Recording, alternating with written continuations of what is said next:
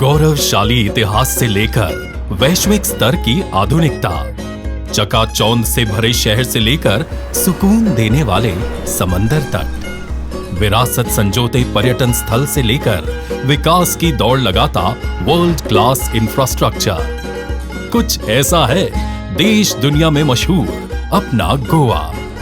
प्रधानमंत्री नरेंद्र मोदी जी के नेतृत्व में गोवा के सपनों को ऊंची उड़ान भरने के लिए नई ऊर्जा मिली है। अब गोवा और चमक रहा है। मुख्यमंत्री प्रमोद सावंत ने हर वो जतन किए हैं जिससे गोवा विकास के पैमाने पर सबसे आगे खड़ा दिखे। हर साल इस छोटे से राज्य में 25 लाख पर्यटक आते हैं और यहाँ के बेहतरीन इंफ्रास्ट्रक्चर को देखते हुए खासा प्रभावित होते हैं। अब जब बात इंफ्रास्ट्रक्चर की बेहतरी की होती है तो केंद्रीय सड़क परिवहन मंत्री माननीय नितिन गडकरी जी का जिक्र अपने आप आ जाता है। सड़क परिवहन के मामले में देश को नई दिशा देने वाले गडकरी जी ने गोवा को और बेहतर बनाने में कोई कसर नहीं छोड़ी है।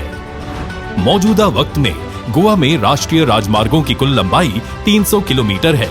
पिछले 8 साल में 4,878 करोड़ रुपए के सड़क निर्माण का काम हुआ है। इसी अवधि में 7,632 करोड़ की लागत के 61 काम अवार्ड किए गए हैं। इसमें से 2022 तक 39 काम पूरे कर लिए गए हैं और बाकी 22 कामों के 2023 तक पूरा करने का लक्ष्य है। भारतमाला परियोजना के अंतर्गत 2 महत्वपूर्ण इकोनॉमिक कॉरिडोर गोवा राज्य से गुजरते हैं। ये कॉरिडोर हैं मुंबई कन्याकुमारी कॉरिडोर, हैदराबाद पणजी कॉरिडोर।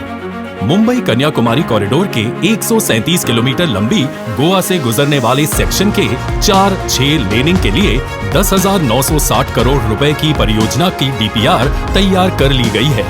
वहीं हैदराबाद पणजी कॉरिडोर की बात करें तो गोवा में इसकी कुल लंबाई 69 किलोमीटर है। इसमें से करीब 15 किलोमीटर की 2 परियोजनाओं को पूरा कर लिया गया है। बाकी बचे सड़क के निर्माण के लिए भारत सरकार ने भूमि ग्रहण हेतु 97.57 करोड़ की मंजूरी दी है।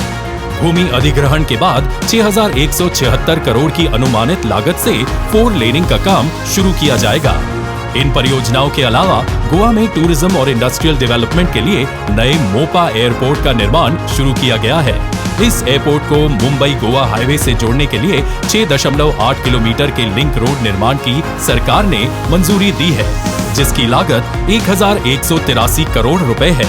गोवा राज्य में स्थित मरमा गोवा पोर्ट ट्रस्ट को मुंबई गोवा राजमार्ग से जोड़ने के लिए पोर्ट कनेक्टिविटी के अंदर 4 लेन का काम किया गया है। इस पोर्ट में कार्गो के लगातार मूवमेंट के लिए कई सारे लूप्स के निर्माण का काम भी शुरू किया गया है।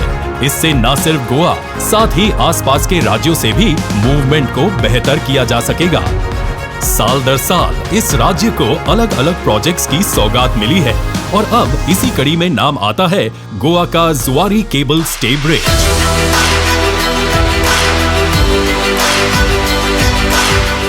नदियों को बांधता एक ऐसा ब्रिज जो यातायात तो आसान बनाता ही है, साथ ही पर्यटकों के आकर्षण का अहम केंद्र बनने जा रहा है। आज गडकरी जी इसी ब्रिज को जनता को समर्पित कर रहे हैं।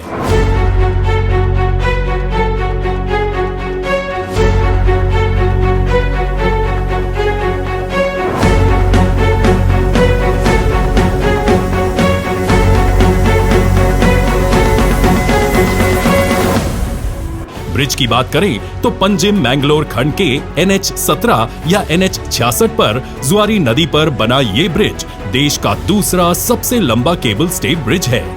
जुआरी केबल स्टे ब्रिज समेत इस पूरे प्रोजेक्ट को 3 चरणों में 2,530 करोड़ रुपए की लागत से बनाया गया है। ये ब्रिज उत्तरी गोवा में स्थित बम्बोलिम को दक्षिण गोवा के वेरना जंक्शन से जोड़ता है।